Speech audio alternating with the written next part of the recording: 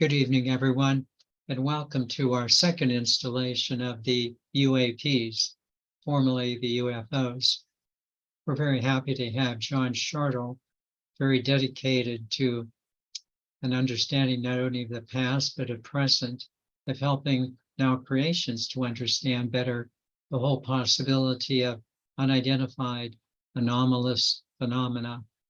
I want to thank John for all the work he has done for Now Creations in chairing both of our committees, our Members Committee and our Cosmic Citizens Committee, and especially for the interest he has inspired within each one of us in Now Creations and others because of his interest in the UFOs, UAPs, and especially current legislation.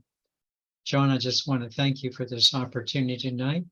John will initially be recapping some of the testimony of last week and then proceeding into some other legislation, hopefully in the future. So with that in mind, let me turn it over to you, John. Happy to have you with us. Thank you for your presence.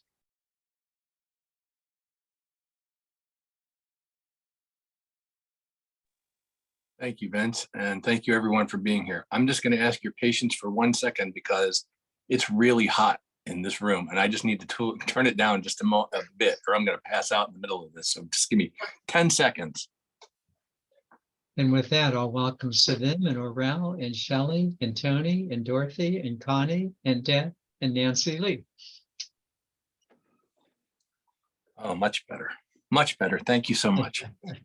Well, Vince, I want to thank you personally, and I want to thank all the members that are here tonight for for showing up for this. I presume if you're here, you think this is an important issue. I know I certainly do. It's the reason I've been following it for so many years. And again, Vince, I just appreciate your interest in it and your support of it. And so much so that the August monthly thoughts were about UAPs. And I think that's a testament to how important this issue, because it really is. And my telling you that it is doesn't make it important, but I think that there are, with what we're going to talk about tonight, you'll see for yourself and make your own conclusions about that. And I want to just again start with some of the things that I said at our last gathering, that I'm not here to convince anybody of anything. I'm not an evangelist for this. I'm an interested party who strives to find credible sources of information, things that make sense to me, and pass them along to those that may be interested in it. I would say, just as a starting point, so I don't forget it today, I meant to say it last time and I don't think I did, is that if you think this issue is important, and I think it is important, it might be worth your time to take a few minutes to write to your member of Congress and make them aware that you think it's important, because their job is to represent you. And we can argue how effective they are sometimes, but ultimately that's their job. I've done so. I've actually stopped by my representative's office and and got at least a pleasant reply about it. So I think if we all collectively do that, we'll see a great deal of support about this. So that being said, in our last gathering, we talked about the upcoming hearings. It was in advance of the hearings, and there was at least on my part, some speculation as to what might happen and what I hoped happened. But the crucial point for me in our last gathering was the fact that whatever is being said, and again, the hearings are kind of a byproduct of an article that was written in an interview that was given by David Grush, a retired military intelligence officer, very high ranking, very high credentialed, and a gentleman who has one of the highest clearances in the United States to see just virtually any program and any project, basically above top secret, well above top secret, who was denied access to these programs that he should have had access to. Over the course of several years, he came to the conclusion that there was a hidden program that the government was funding, that was basically being farmed out to aerospace companies, that the government was in possession of basically craft that have crashed or landed from somewhere else. We don't know. He goes to great lengths to limit his speculation on where these things come from, and I think that's very wise of him. But that was all before the hearings. And I have to tell you that in the immediate run up to the hearings, I thought this is going to be a dud. You know, we're just going to hear the same thing. You know, he might not be able to make it. You know, all kinds of things occurred to me, and wow, was I wrong.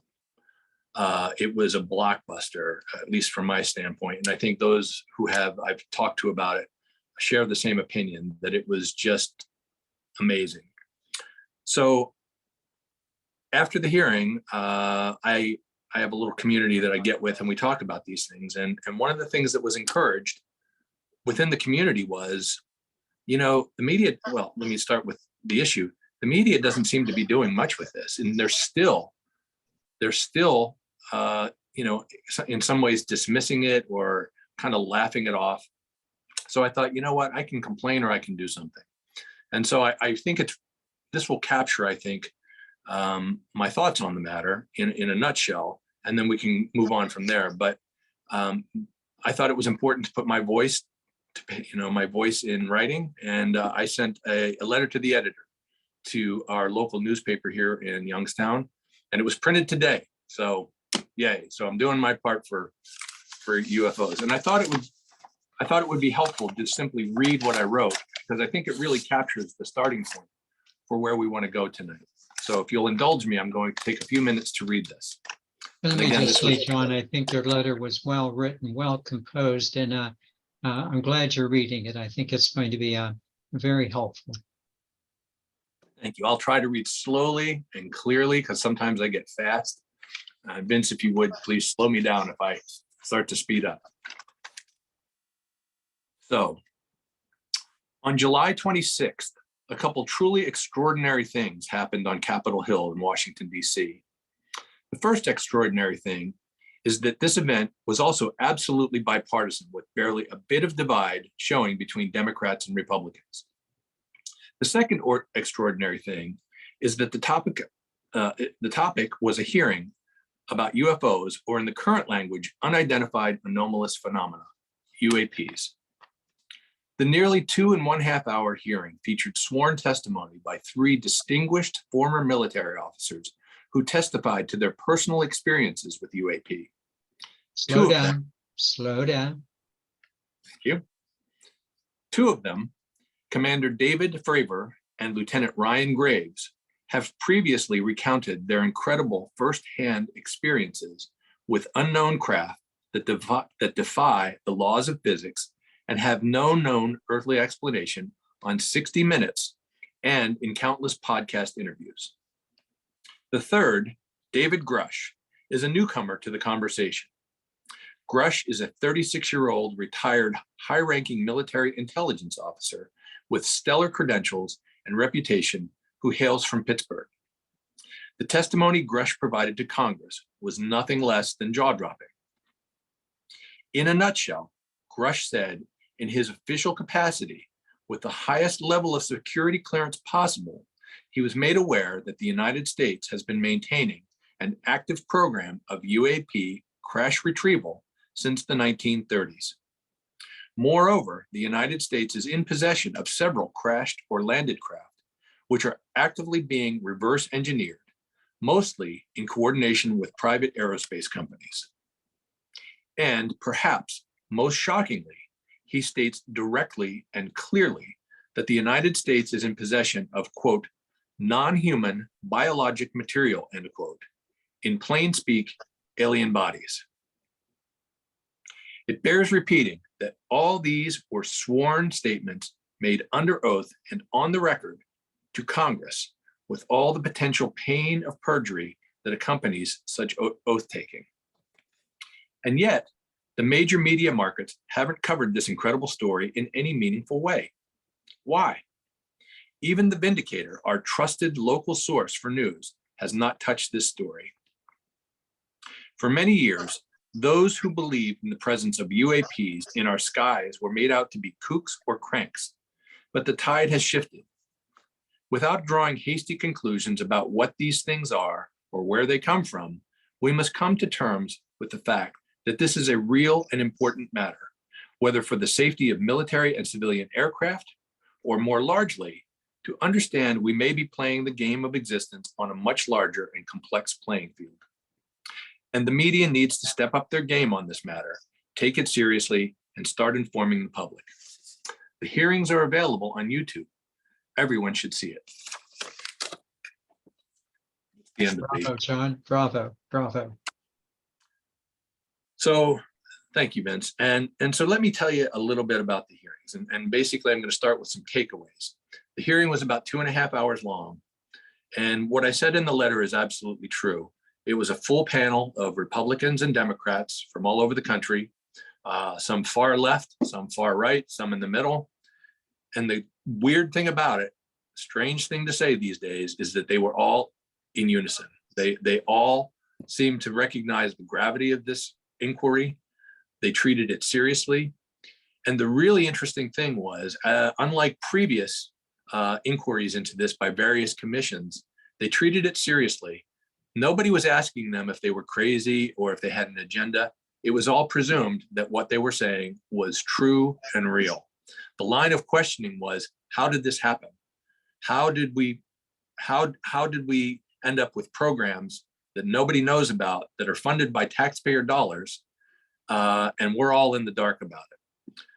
Now, the other two gentlemen that were there, Fravor and Graves, that I mentioned in the letter, their stories have been well documented. These are two highly decorated combat fighter pilots who had extremely strange encounters in the sky. You may have heard of the Tic Tac. It's been on the news several times, but they were out on maneuvers. Fravor was out on maneuvers, and they came across this approximately 40-foot thing that looked like a big propane tank flying around in the sky without any means of propulsion, without any seeming heat signature that they look for, going at speeds incredibly faster than anything that we have, stopping on a dime and vanishing. And Commander Fravor said, and even if you don't believe in UAPs, from in the sense of somebody from Congress, what got their attention is, if we had to fight these things, we couldn't. We were outmatched from the get-go. And I think even if nobody wants our armed forces to be outmatched, so at least that caught their attention. So that was the practical side of things. Grush provided the more, let's call it metaphysical side of things. At one point in the questioning, one of the Congress people said to him, and rightly so, my understanding of science, basically I'm condensing this, but my understanding of science doesn't allow for beings or craft from another solar system to make it here. It violates the speed of light. It would take them thousands of years to get here. And Grush said again, as he did in his previous interview, that one thing to consider is that they might not be coming from another planet. They might be coming from another dimension. Now, I just have to tell you, watching that on TV in front of the whole United States of America and the US Congress just stunned me. And I think it stunned them too, to think that we might actually be dealing with the idea of interdimensional travel, interdimensional beings. Now, of course, we don't know that. We won't know that till we have more information. We won't know. We frankly don't know much. At least the public doesn't know, and apparently Congress doesn't know. But that was astonishing to me, that is something that we are really considering. He referenced holographic principles, and we're not going to get into that tonight. That might be a topic for another conversation. But I've done some reading. In fact, I'm reading a book right now, Vince. I'm reading the book that you recommended to me. And when you start to think about the universe potentially operating as a hologram, it just makes my head hurt. It makes my head hurt, and it kind of freaks me out. But it's a real and viable consideration. So it was really shocking to me to hear that being discussed, again, under oath in front of the Congress. So I guess the biggest takeaway and what gave me great satisfaction in a nutshell was that we're beyond the days of, are these things real? Are you hallucinating? Do you have an agenda? It's kind of accepted that there's something going on. We may not know exactly what.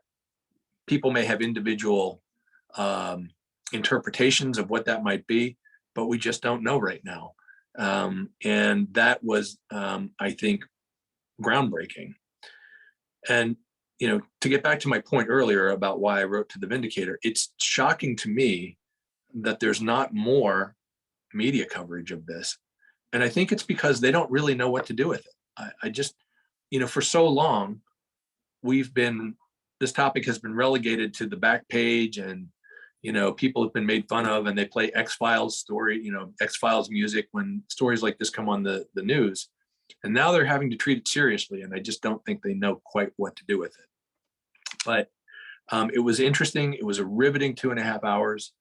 The outcome of it is that at this point, there were a number of questions that were asked of Grush that he could not answer in front of the American public or directly to Congress.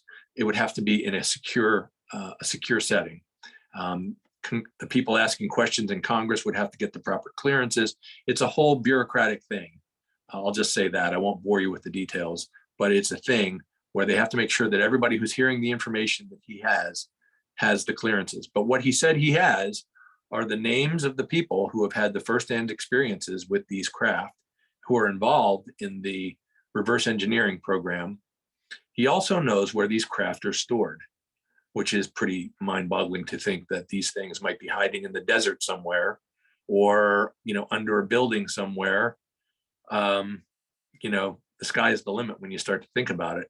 But he said he knows the exact locations of these things and the actual names of the people that can give firsthand information. He came across as extremely credible. If you didn't see it, again, I encourage you to watch it.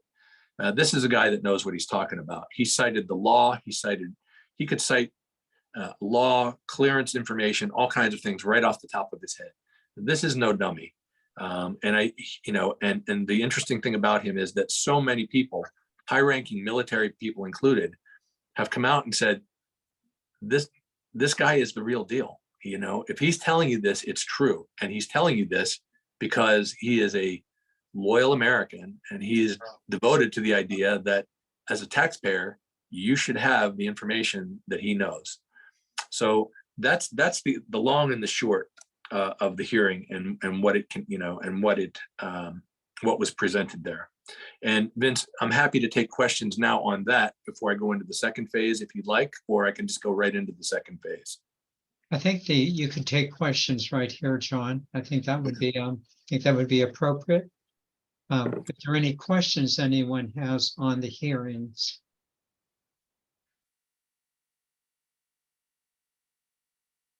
John, shall I mention them, or do you want to? I can make you co-host.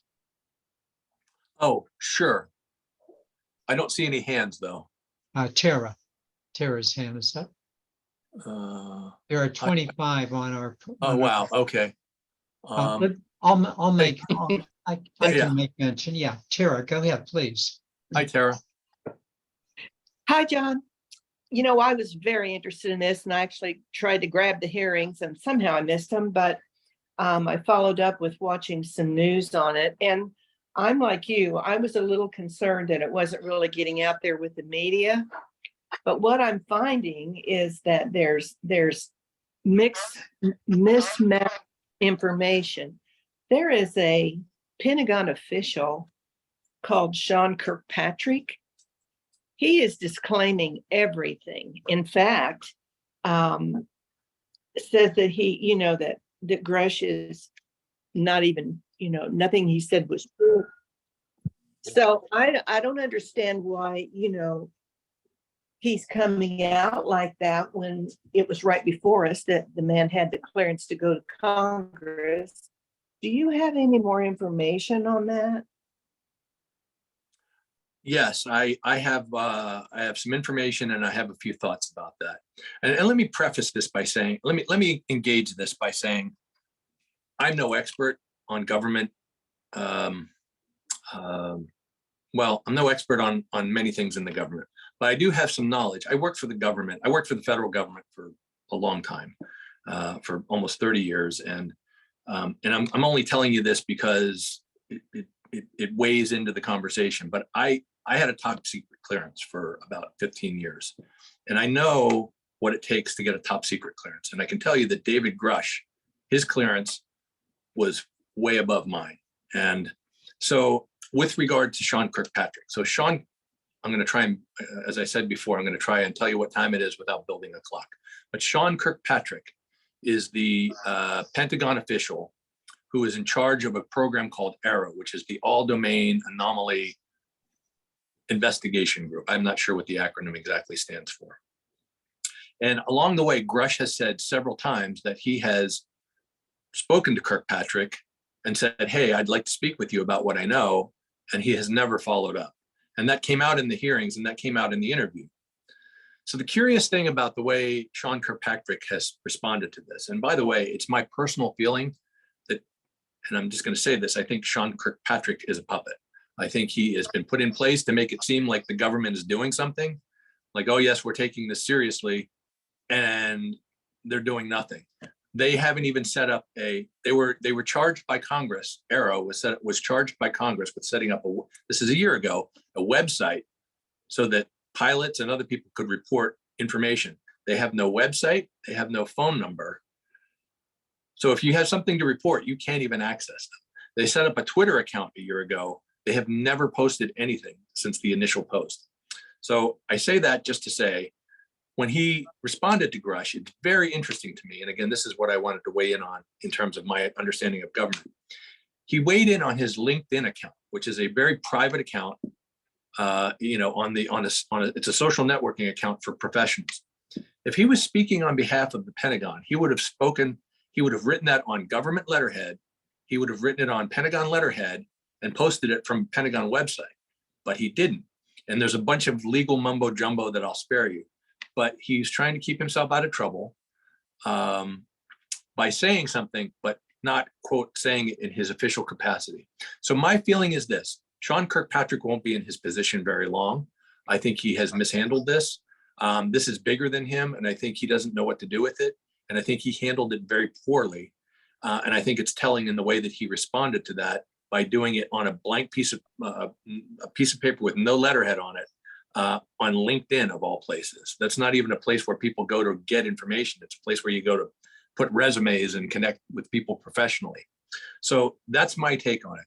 That's my one-man take on it. I listened to a number of podcasts I think are credible sources. And that seems to be the consensus among folks, that he's just trying to cover his rear end a little bit and isn't doing a very good job of it. That's my take. I appreciate your insight. And I felt like there was something off.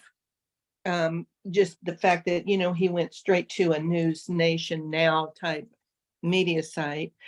That's what aggravates me, though, is I see these negativity comments all blown up into an article on newspaper instead of any of the real good stuff that he did. So thank you. I appreciate your insight. Sure. Thanks. Tony Beard. Thank you. Thank you, John. I get the Vindy online down here in Georgia, and I was happy to see your letter this morning and for making people aware. What I'm curious about is the international community or other governments. Is there any collaboration among other parts of the world? And is there someone or someplace, a country, that is not so reticent to discuss this information? Yes.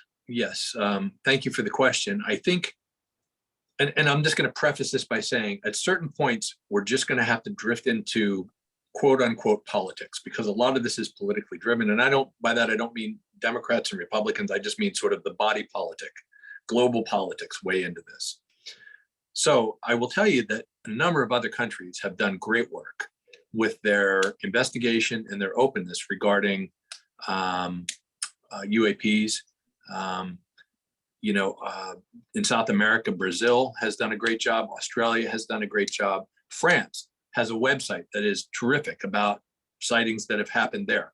Their equivalent of what I was just talking about, ARROW, where somebody could go and report it, is terrific. And they've released lots and lots of documentation. But the truth of the matter is, whether we like it or not, the United States sets the pace for global matters. It just does. It has for 80 years.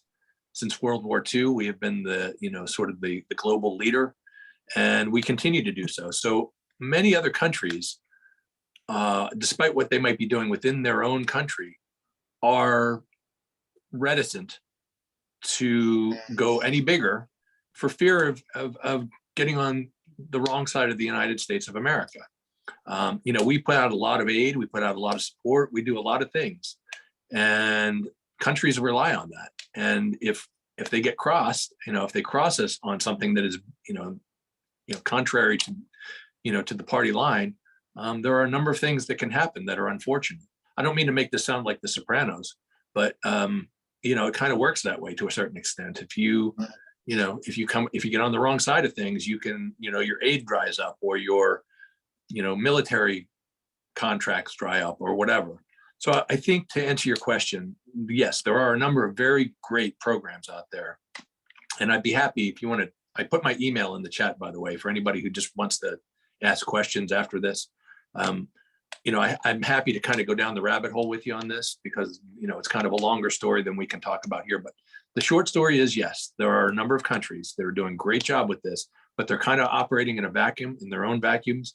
And I think everybody's waiting for the United States to make the quote unquote big announcement before they, come all the way out with the information they have. I will tell you, and you can look this up for yourself, that there have been two very prominent former secretaries of defense, one from Canada and one from Israel, who have come out and said, oh yeah, we've known about this for a long time.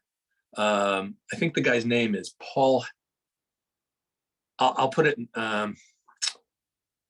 his name is Paul Helrick or something like this, but he was the Minister of Defense for Canada for years. He died about 2 years ago.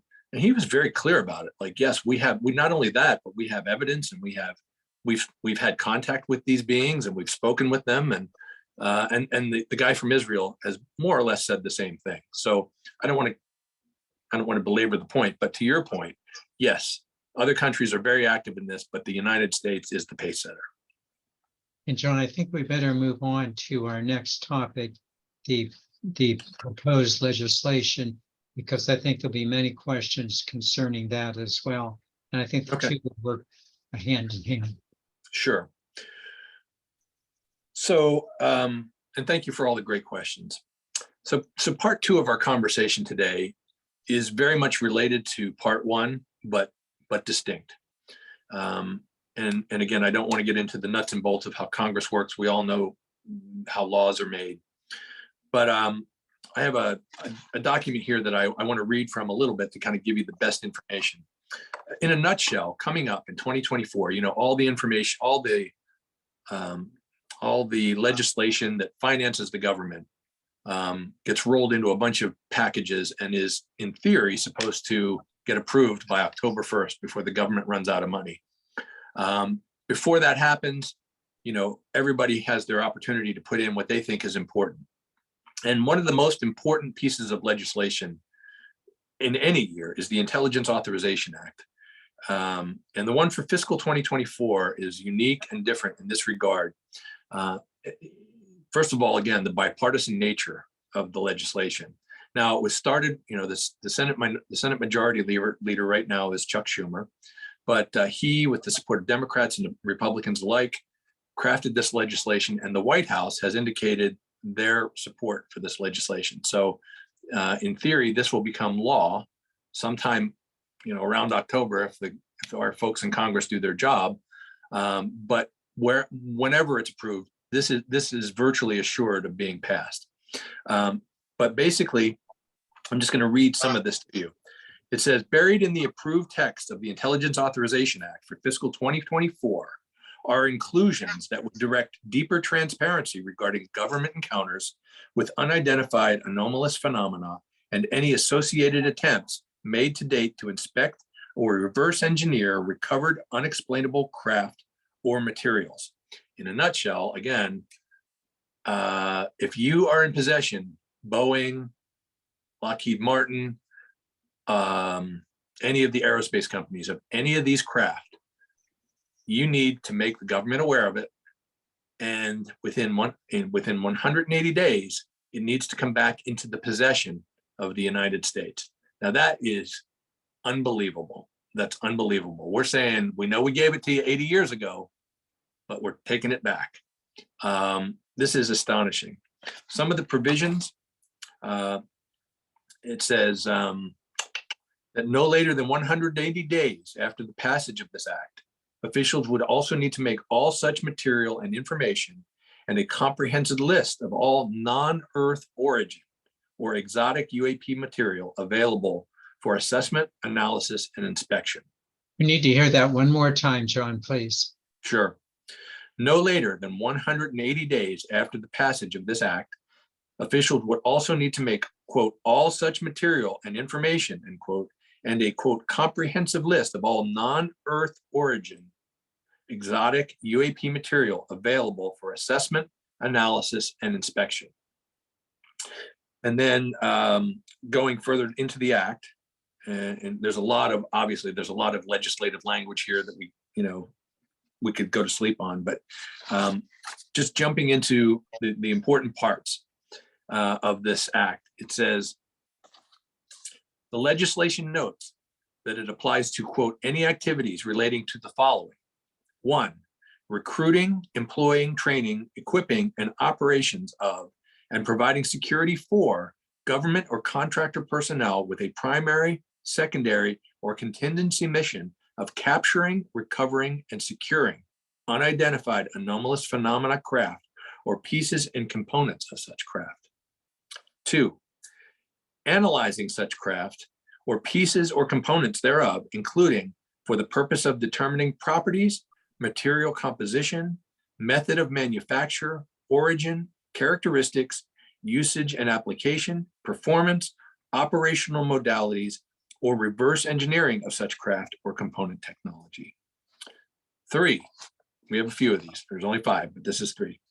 Managing and providing security for protecting activities and information relating to unidentified anomalous phenomena from disclosure or compromise.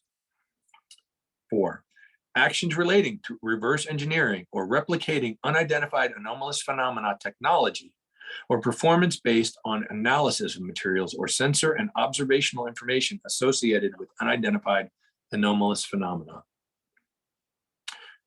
5, the development of propulsion technology or aerospace craft that uses propulsion technology, systems or subsystems that is based on or derived from or inspired by inspection, analysis, or reverse engineering of recovered unidentified anomalous phenomena, craft, or materials.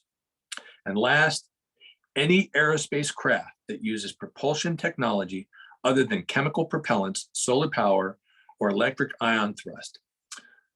So what they're trying to do in the language of this legislation is eliminate loopholes. They're trying to cover every single base so that they can, some company out there can use a loophole to say, no, that wasn't covered in the legislation. You're not getting this. They tried to cover everything.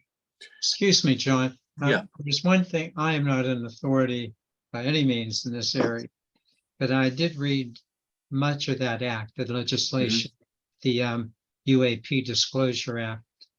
They also mentioned something, I didn't hear it mentioned, but perhaps I just missed it. It also mentions technologies of unknown origin, as well as biological evidence of non-human intelligence. Yes, that's in there as well. It wasn't in my bullet points here, but yes, Vince, that is too.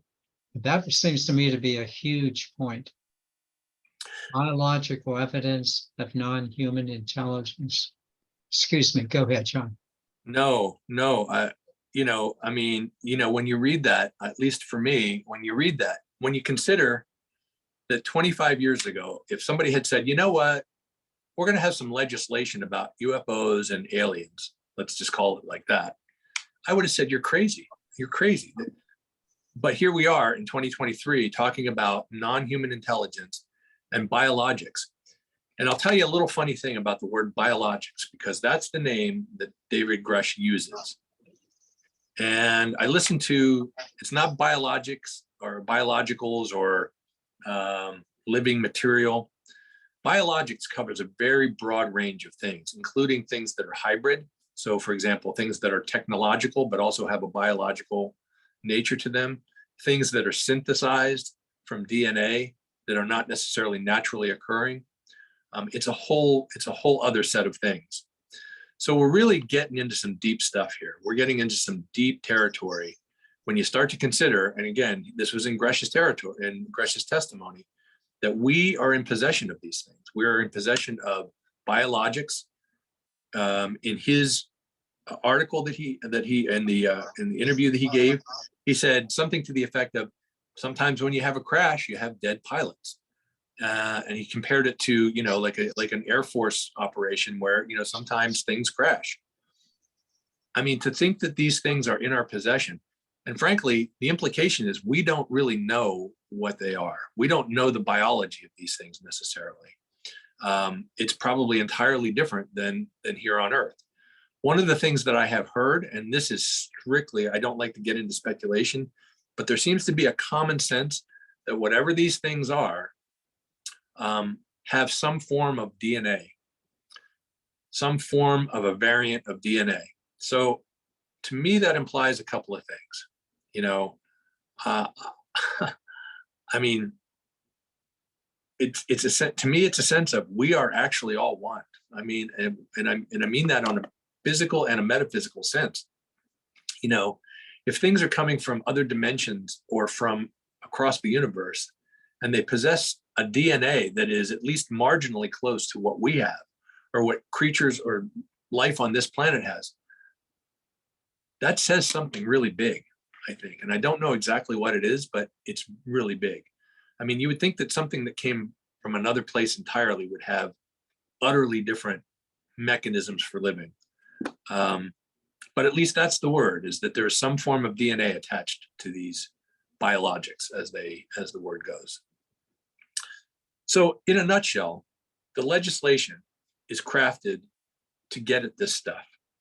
And I think the interesting thing for me, and I would share that, I would ask you to consider this as well, is that if the Republicans or the Democrats had an opportunity to take a shot at each other, this would be it. If you want to make people crazy, if there's nothing to this, let's say, if there's nothing to this, and it's just Chuck Schumer wanting to put some legislation out there, every Republican would have the opportunity to say, look at wacko. Why would you vote for him? Look at the Democrats are doing. And the same thing on the Republican side, because the people who are leading this in the House of Representatives are by and large Republicans. So you have to say, well, if there's nothing to it, you could use this as a golden opportunity to smash somebody's reputation.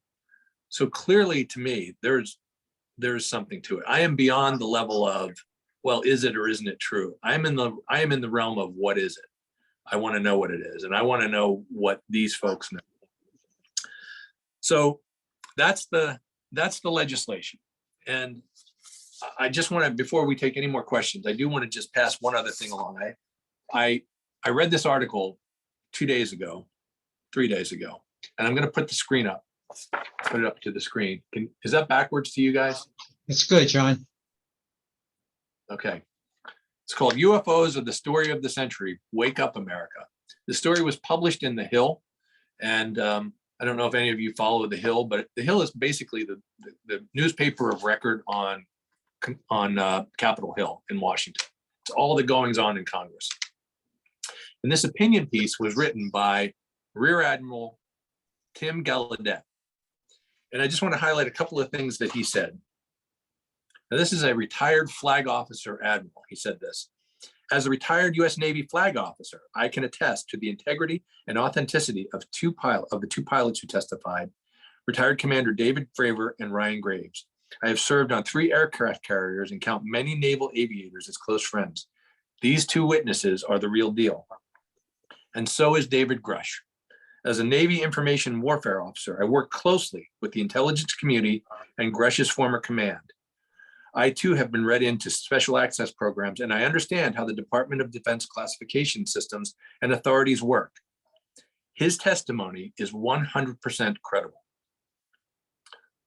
So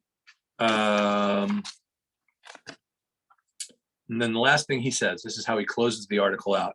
He goes on to talk about what the government should do, what Congress should do. But he closes it with this. I thought this was a really potent way to close the article. He says, our tiny planet orbits a relatively medium-sized star in a galaxy of over 100 billion stars, among a distribution of several hundred billion galaxies in the observable universe. How arrogant to believe we are the only species that has developed a means for travel between celestial bodies. Now that we are finding out otherwise, we must demand disclosure of what the government knows. Instead of staying asleep at the wheel, we should wake up as a society for the safety, security, and scientific advantages that can be gained. So that's where we are. That's the hearing. That's the legislation. A little bit of editorial on my part. But just in closing, I want to say, I think there are a couple of things happening here. I think that this is an incredibly important story. I don't think there's any doubt about that. And yet, you don't read about it in Time Magazine. You don't read about it in the New York Times. Now, that may change, but that's really going to be dependent on what Congress does. And what Congress does is dependent upon the people that they represent. So I'm asking you, if you think this is an important issue, contact your representative. And with that, I'll be glad to take any questions. Vince, if you have anything to offer, I'd be happy to answer your questions as well, of course. Of course, I'm going to ask for a couple of questions, but first, Bob McFarland. I certainly could have waited for you too, but I guess my question, John, what have you got a feel for once all these companies start disclosing this information, sharing the intelligence, et cetera? Is it going to wind up going into the Pentagon where that gentleman says there's nothing going on? Or do you think that it will be some kind of accountability to the American public? Well, Bob, thank you for the question. I think I'm a lot of this is just my personal view of things, and I'm no expert, but I think I'm pretty well tuned in, and I would be very surprised if this thing goes back underground. I don't think it can. I think it's too big. While we may not be reading about it in the newspaper, there's a whole other class of journalism that's happening, citizen journalism on podcasts.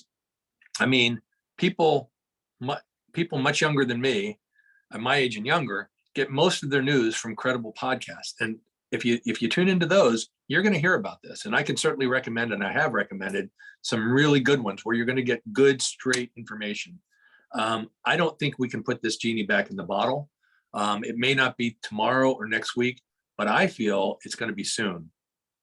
I know I referenced a couple months ago, that I had a sense that things were going to break soon based on some information that I had gotten, and it broke a lot quicker than I thought. So I think this thing is going to accelerate. I don't think they can put the genie back in the bottle unless they take extraordinary measures, dark measures.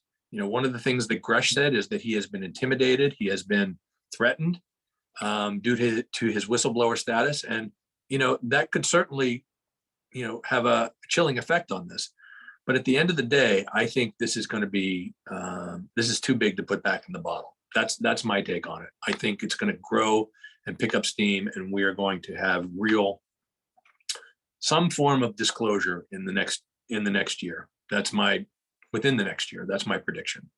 Thank you. I appreciate that. And I would appreciate getting that information about the podcast, because even our local paper, they highlighted the article about the denial, not about what was going on. Of course. Bob, my email is in the chat. Please just drop me a line and I'll do that. Thank you for your time. Thank you. You bet. Thank you. Let me introduce, before we go further, and Tony, I'll take just a moment here.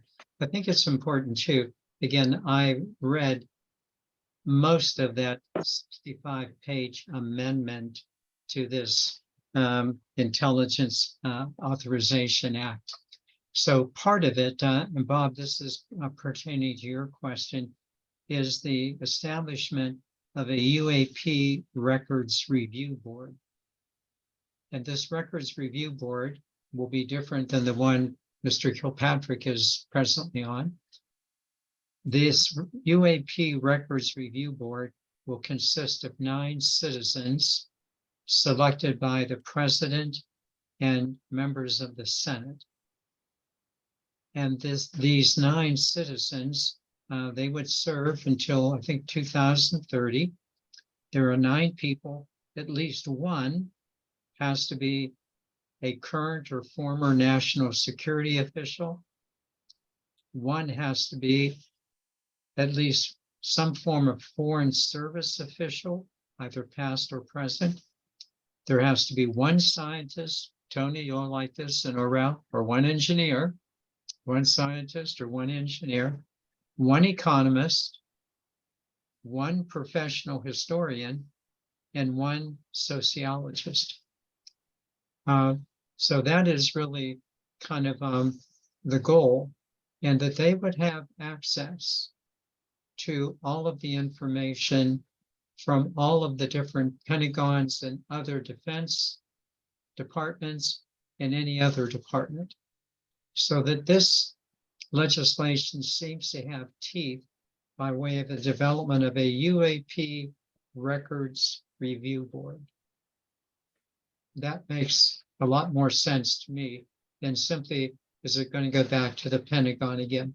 Now, I understand that there'll be a this and that, but I felt that that was very, very interesting when I was reading about that. And the allotment, my understanding, is $20 million for 2024. John, would you care to comment on that at all? I would comment on that and just say I agree with you. It is, I think that is, and I want to preface what I say with anything can happen, right? Anything, you know, but there's enough pressure put on from appropriate people, things can go away. But I think that's extraordinary. I think that is extraordinary and telling that we have this mix of people from different, you know, they're not all just generals and they're not all just scientists. It's a mix of people to be appointed by the president directly to chair this. Approved by the Senate. That to be approved. Right, of course. By the Senate. Mm-hmm. Of course. But I think that's it's unprecedented. And you know, I want to say also that on the in conjunction with that and in support of that, you know, we have some very highly placed senators right now who have essentially put their reputations on the line in support of this. Kirsten Gillibrand from New York, and really more vocally is Marco Rubio, who about a month ago came out and said, and basically validated what Grush said. He said, you know, everything that he has said, we've heard about behind closed doors. So I think when you have the support of the Congress for this kind of legislation, and it is kind of groundbreaking. Now, detractors have said, well, this is very similar to the commission that was set up to investigate the JFK assassination. And we haven't heard anything substantive out of that for 60 years. I think this is different. I think this commission is different based on the makeup. They're not just all a bunch of government employees. Not that there's anything wrong with government employees, having been one, but it's good to have that mix of folks that bring different perspectives to the conversation. So here's what I say about that. If and when the time comes for full, let's just call it full disclosure, we can't contain it anymore. The proverbial president has to make an address to the nation. We're going to need people from all walks of life to talk to the population, not just a bunch of bureaucrats. We're going to need ministers. What impact will this disclosure have on traditional religion? What impact will this have on our economy? What will it have on our understanding of petrochemical usage? What if all of a sudden we know that, oh, guess what? We don't need oil anymore. We have this free and lasting source of energy that we can now use that will not pollute the planet and is virtually endless. Those things are not small. They will have direct and unprecedented impacts on our country and on the world, frankly. I don't know if that answers your question, Vince, but that's my rabbit hole. Yeah, I think that's helpful. And I like the technological points. And the other thing is that upon the passage of this act, the president has to act within 90 days. Right. So within 90 days, the review committee needs to be established. So I think these are very important things. I agree. They're important things. And I'm going to just jump out there with my personal view of things. I Sure. think events are going to get ahead of that, to be honest with you. I think events coming from, a few intrepid journalists and some whistleblowers, that all of that is great. I think that the information is going to be out way ahead of them, though. That's my feeling. Sure. Well, there still has to be a process or a means, and that there's going to have to be some kind of authoritative body that will make the presentation. So I think this is the next best opportunity of really having something that is very important through which the government can speak. And then, as you mentioned nicely, having bipartisan senatorial membership behind this, as well as the House, is huge. Indeed. So, yeah, absolutely. Tony, thank you for your patience. Thank you. No, wonderful discussion. One thing that comes to mind, I saw the congressional hearing, the majority of it. I think I probably saw 2/3 of it. And one thing that I was impressed with or caught my attention was the fact that the officers spoke of many other military personnel who were reticent to come forward because of the typical pressures that they might, they on their careers. And I suspect that as well as these guys were received, and it was extremely credible, and these are not wackos. These people are very capable individuals. I think that's going to draw out others that were hesitant because of fear of their careers being in jeopardy, and that will then precipitate more disclosures. I'm optimistic of that. One thing I thought I understood when you were reading what the legislation was going to require, I wonder about this. It seemed like we are asking through this legislation companies to disclose what they have. Is that a true request? Well, actually, we're telling them. Okay, we're telling companies that We're if you telling have them. this, and so, okay. My question is, John, to you and anyone, is it your impression that within the US government, there was any organization, the Pentagon is a big group of people with probably a lot of different, pulling in a lot of different directions. Was there anybody ever really centered through the decades responsible for keeping this information? I mean, if we gave Boeing or Lockheed Martin, devices, foreign objects, did anybody keep track of this? Shouldn't we be putting pressure on our Pentagon, on our internal people to come up with that data, with that information, or has it been lost? Well, Tony, I think that's the heart of the matter, honestly. There's, what they talked about in the hearing, it gets into what's called CAPS and SAPs, which are special access programs. If you've ever heard of dark money, it's in a nutshell, and I think you referenced this in the hearing, it's when, the Pentagon contractors charge the Pentagon $8,000 for a toilet, or something, or $700 for a screwdriver, that's an $8 screwdriver. Where's the rest of that money going? Clearly it's going somewhere. So the idea is that this money has been siphoned off of legitimate programs into some vacuum somewhere that somebody, and that's the question, the who is the big question, has control of. And the belief is that within the government, there is a very small group of people who kind of know what's going on. But the scary part, and I don't want to get too far afield here, the scary part is that it seems a lot of this may have been handed over to aerospace companies back in the 50s when we were trying to get ahead of the Russians, and said, look, this is some weird stuff. We're going to give it to you, figure out how it works so we can be one step ahead. And it was given to them, basically. And then they sold the products back to the taxpayers in the form of stealth bombers or whatever, the internet, I don't know, name it. But those those individuals in the government that turned it over, any sign of who they are, records of what they gave to who? Is there any evidence of this, or are we digging for that? Is there any? That's what we're digging for, Tony. That is the question. Yeah.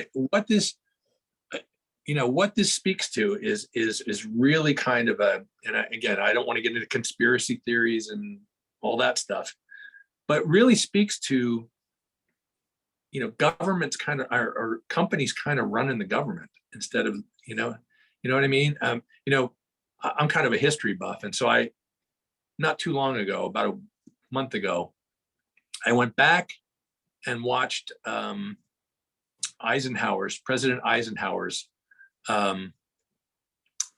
speech on the military industrial complex. And this is exactly what he was talking about. Exactly. Companies, in the interest of military buildup, being given just extraordinary access and money and resources to just build up without any kind of oversight or any kind of measurement on them. And I think that's what we're seeing right now is I think he was truly trying to warn us of exactly this. This is where we are, where there's just, the government has, I think it was last year, I'm using rough numbers here, but last year, the United States government had an $800 billion, the Pentagon had an $800 billion budget. $400 billion of that budget went to private contractors.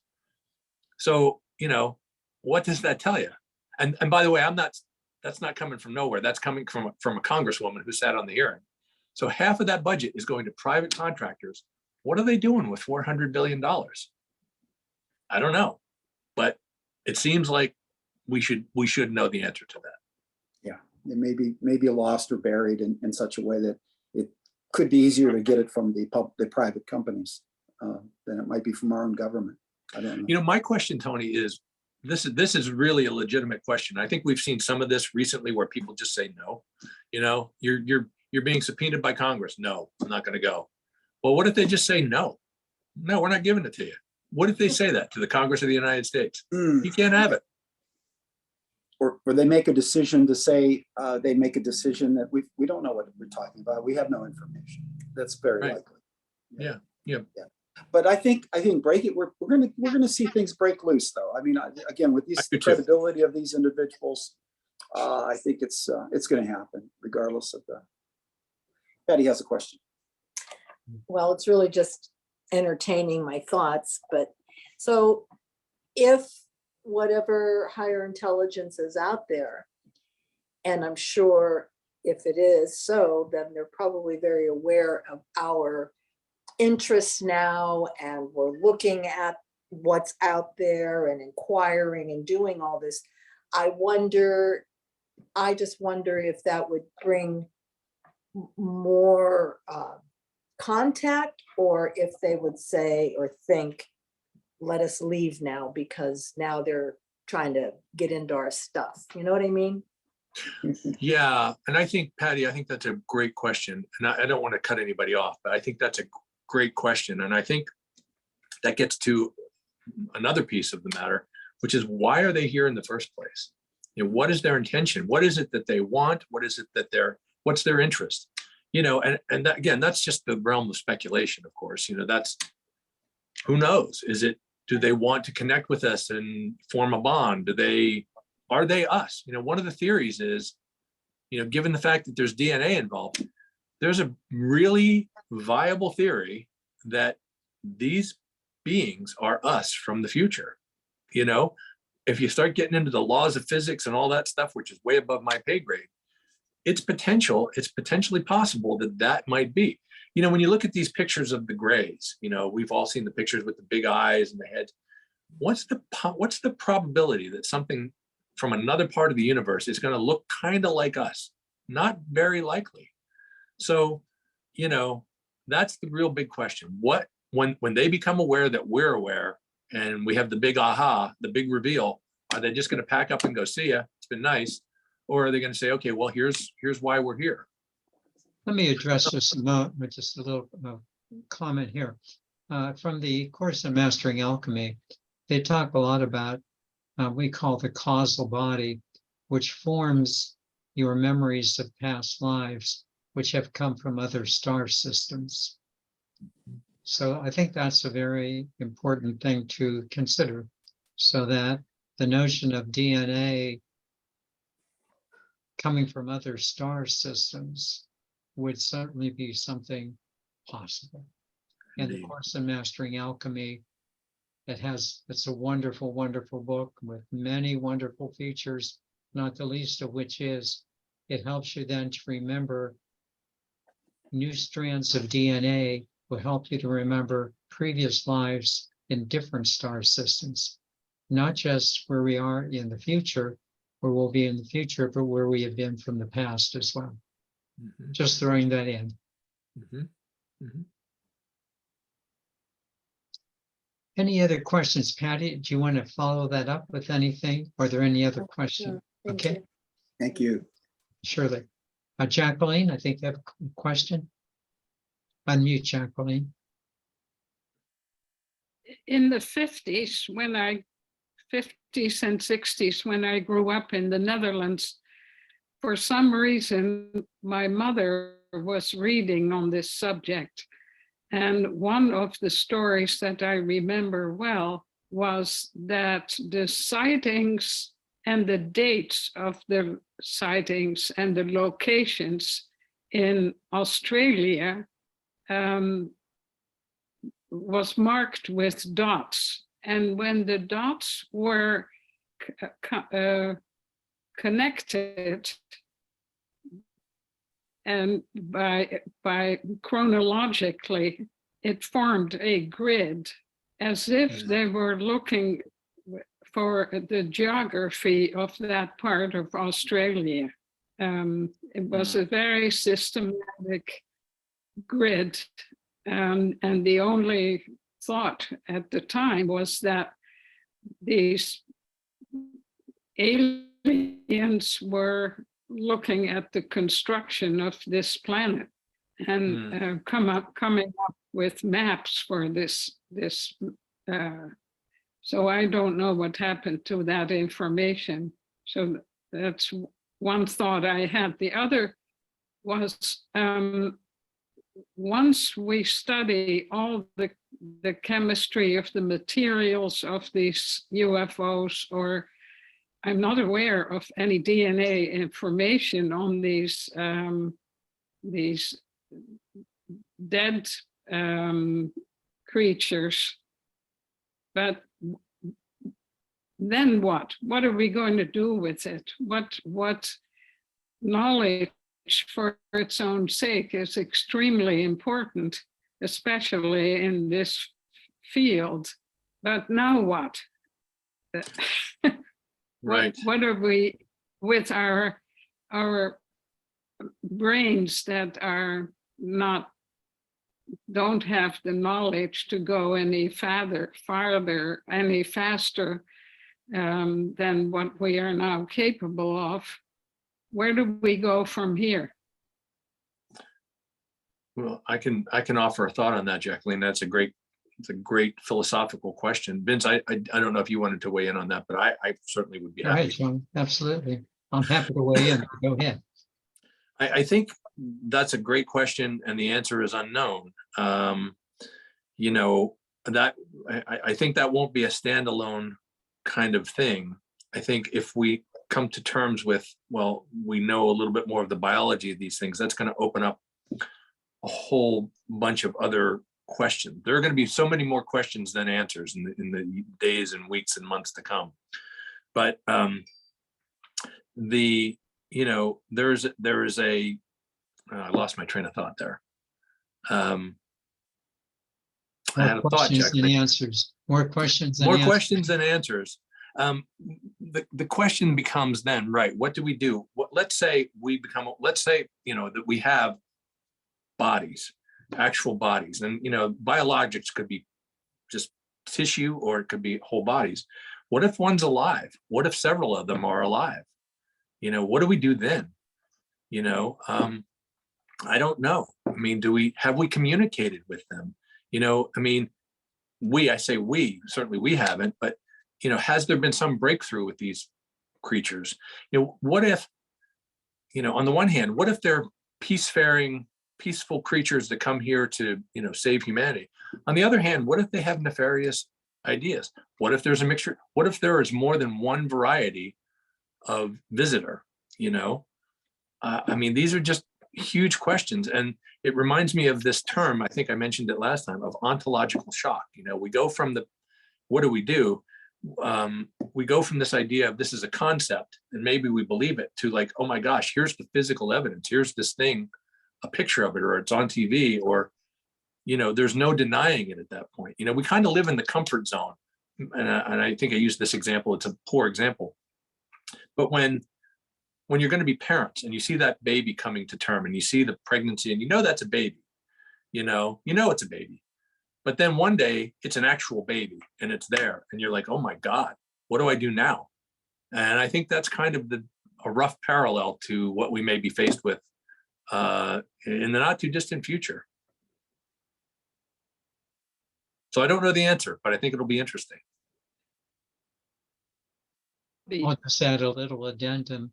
It'll be for our growth. Agreed. It'll be for our growth.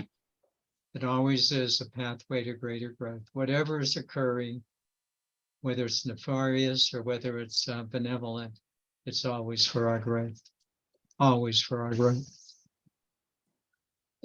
Other quick questions or comments? Jacqueline, please go ahead. This is what we're here to do. I heard some of the media people talk about this, and it occurred to me that they are not sure what to do with this information. They have no framework for it, no professional framework for this information. So they're a little bit at a loss. Agreed. I think they are. I just don't think they know what to do with it. You're exactly right. There's no frame. You know, the example has also been used of when the Native Americans stood on the shore many hundreds of years ago and saw the Spanish ships heading to the Americas. They had no framework for that information. They didn't know what to do with it, you know, and they just, and there were reports that some of them didn't even actually see the ships because they couldn't process the idea that there were these ships coming from over the horizon. I think it's a moment kind of like that.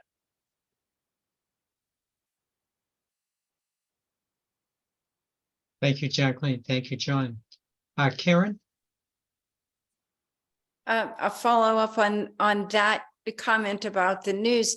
I listened to actually two different newscasters on MSNBC, and I was so surprised at their take. There was almost like a nervous laughter at the end, and what they zeroed in on was when he talked about Grush, when he talked about the non-human remains. That's what was shown, the most, shocking thing. And then kind of a nervous, what do you make of? And the comment was almost like, well, what do you make of that? And a chuckle about it.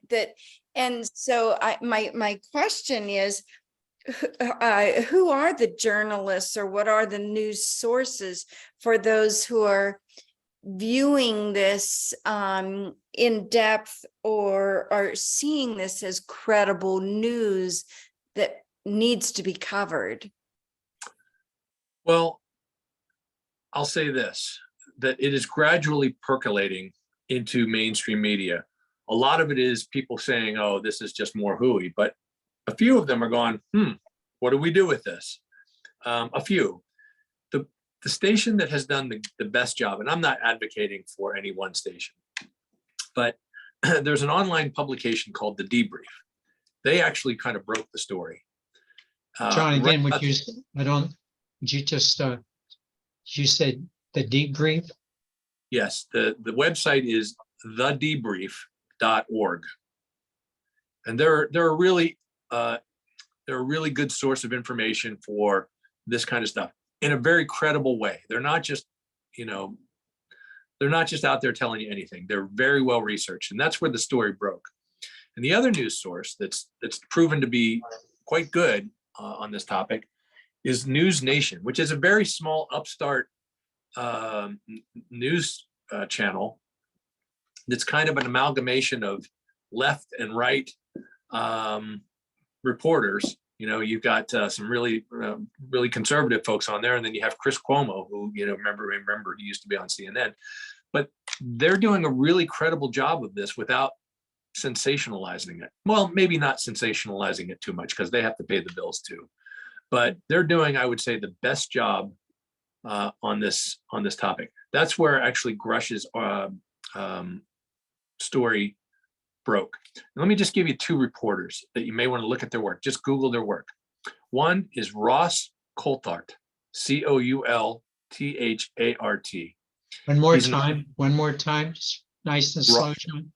Sure. His name is Ross, Ross Coulthart, Coulthart. And you can find a million interviews with him right now. He's kind of focused on this area, but he's done some great work. He wrote a book called In Plain Sight, which I read about a year ago, and it's fantastic. And the other person I would say to tag onto is Leslie Kean, Kean. Leslie has done just terrific work in this area. She does work in areas that a lot of reporters won't go. She also has done a lot of work in life after death. She's very credible, and she's very good. So if you're looking for sources, I would look up those names as sources, and it may take you to YouTube videos or different interviews, but they're both very good sources. I would call them trusted sources.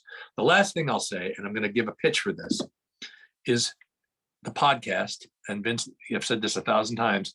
Kelly Chase is her name. She has a podcast called The UFO Rabbit Hole. I've been listening to it for about a year and a half. She does such a great job of breaking this down, putting it into manageable chunks, and really kind of doing great analysis with it too. So I don't know if you've ever listened to a podcast. I didn't until about a year and a half ago, but I love them. And I think that they're really, some of them at least, are very good sources of information. Thank you so much. This is so fascinating. I really appreciate this work. My pleasure. Thank you, Karen. Any other questions or comments that people would have?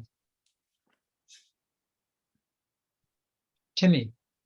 I find this discussion and this presentation very interesting and fascinating.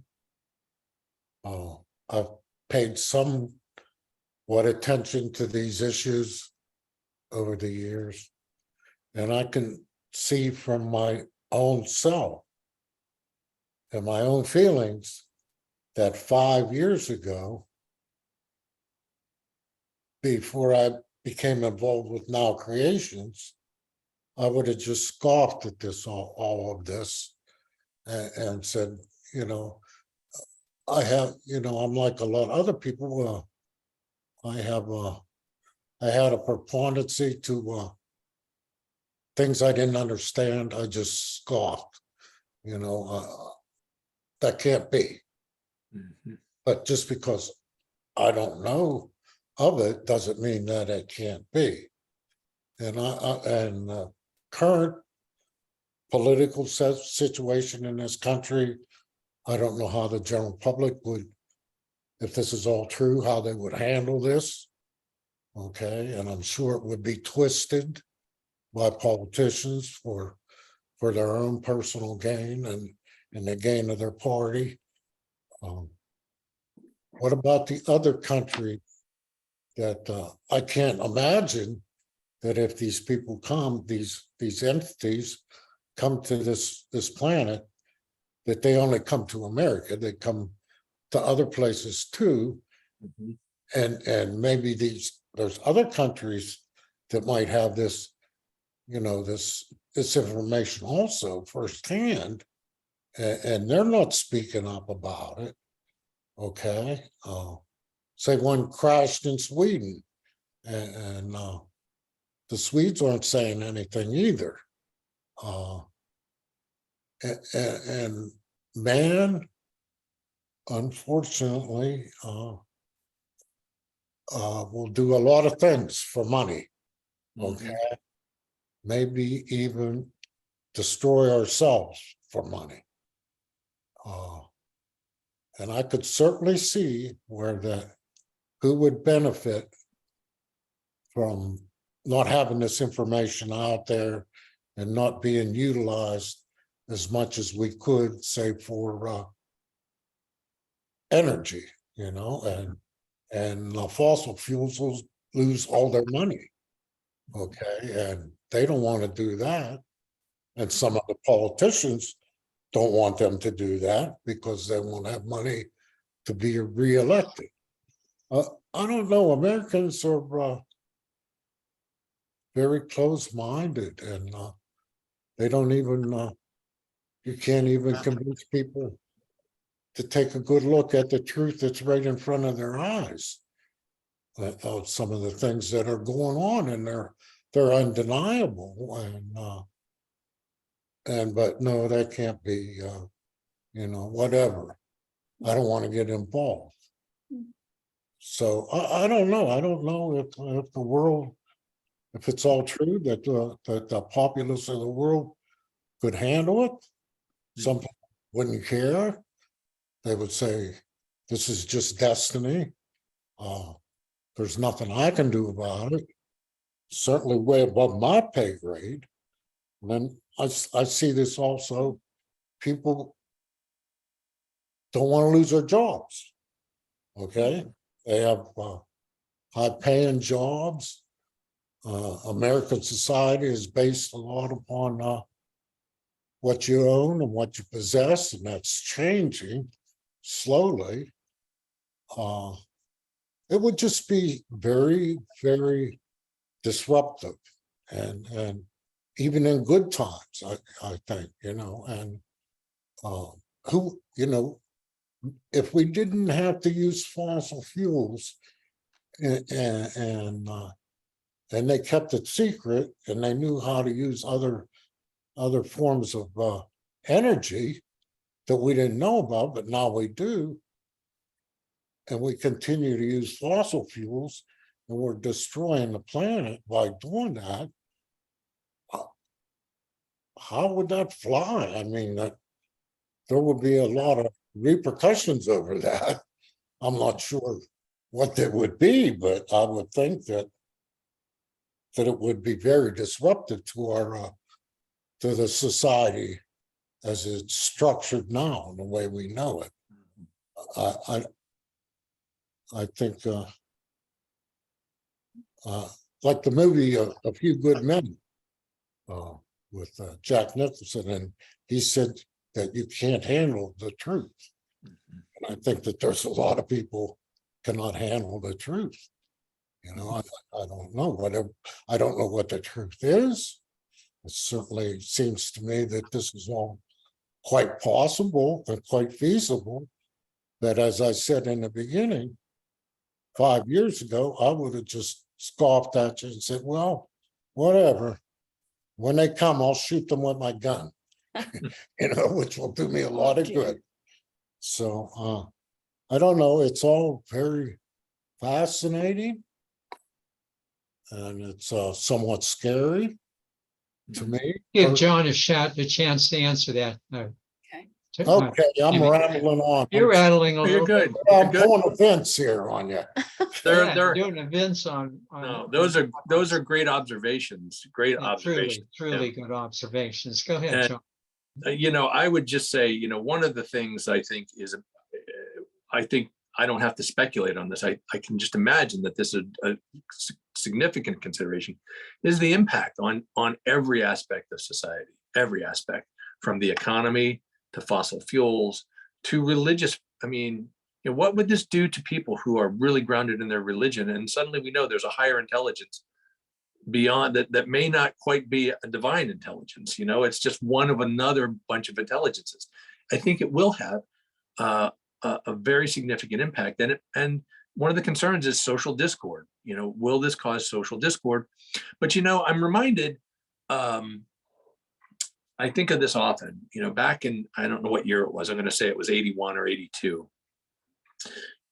Ronald Reagan, who was a big believer in UFOs back when it was uncool to be a UFO believer, made an address to Congress or to the United Nations where he asked the question, and I'm paraphrasing, he said, would we all come together if we knew there was an alien presence coming our way? And he said it in a little darker tone than that. But I think that's the question. Would we, when this comes to light, will we unite, as a humanity, or will it dissolve us? And I don't know the answer to that. I think there's surely the potential for some discord. I'm an optimist on this. I have to be an optimist because, I don't want to be in despair. I'm optimistic that this is going to be a great thing and not a terrible thing. And so I think those are great points, Tim. And, as you were talking, I was reminded, I'm just going to, we've had some heavy stuff here, and I just want to inject a story that, might have a little levity to it. But when I lived in Tucson about 7 or 8 years ago, I got involved with a small group that met to talk about this and talk about experiences and whatnot. And it was a really great little group. And we would meet at the International House of Pancakes, like on a monthly basis, and talk about different things. And I remember being at one meeting where one of the people there said, in a hypothetical way, like what would happen if, today, right now, right there in that parking lot, a UFO came down and landed. And I thought to myself, wouldn't that be the biggest irony of all time that man's first contact with the UFO was in an IHOP parking lot? And I like to be optimistic about this and not treat it, it's clearly a very serious matter, but I think, we have to enjoy it as well. So with that, I'm out. Vince, I'll turn it back to you. I'm going to interject for our growth. Marcia. Well, it's been fascinating. Thanks so much, John. Equally as fascinating as your first talk. I think it's a wonderful opportunity. I see it as a wonderful opportunity to apply the principles of Course in Miracles and come from love and not fear. We could sit around all day and talk about what could potentially go wrong. Let's think about what could possibly go right, come from love, and whatever shows up. Love that. Amen. Amen to that. Absolutely. Any other comments or questions anyone would like to add?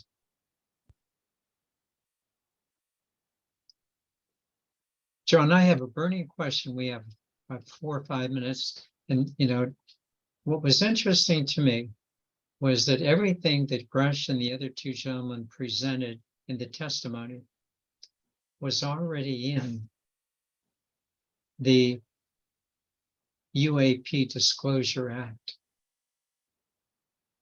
That was interesting to me. Do you have any comment to make? They were supposedly giving this testimony, especially the biologics. That was already in the act. Mm-hmm. Do you have I think any it's comments on that? I do. I think this is also a case of, well, this is what I believe happened. And I think this is pretty well established based on comments made by Marco Rubio and Kirsten Gillibrand, particularly Marco Rubio. Whistleblowers have already met with Congress. They have already met behind closed doors under classified conditions to tell them what they have seen. And the legislation is not incidental. It is a direct response to the fact that members of Congress, particularly in the Senate, have heard stories that have made their hair stand up. And they know this is coming one way or another. So my belief is that the legislation was directly driven by closed door testimony provided by firsthand whistleblowers. That is no coincidence whatsoever. And I think Grush is kind of the, let's say he's the, I'm going to use a rough New Testament example. He's John the Baptist. He's out there ahead of this, kind of telling people what's coming. And there's a load of stuff coming. And the legislation is a response to testimony that had been provided. Thank you, John. Very nice answer. I think we're right at the end of our session, so let me thank everyone, certainly for your questions, comments, creating this venue. And of course, John, thank you for again a very insightful presentation. We all have our parts to play. All have our parts to play. I thought Marcia's suggestion was really good. Whatever comes, whatever arises, love that, knowing we have within ourselves that ability to do so. There may be more things coming. Let us happily close tonight, inviting all sentient beings from all aspects of the universe to join with us in saying that I am an eternal being of light and love. Thus, only good can come to me, and only good can come from me. And we are eternal beings of light and love. Thus, only good can come to us, and only good can come from us. Namaste. Namaste.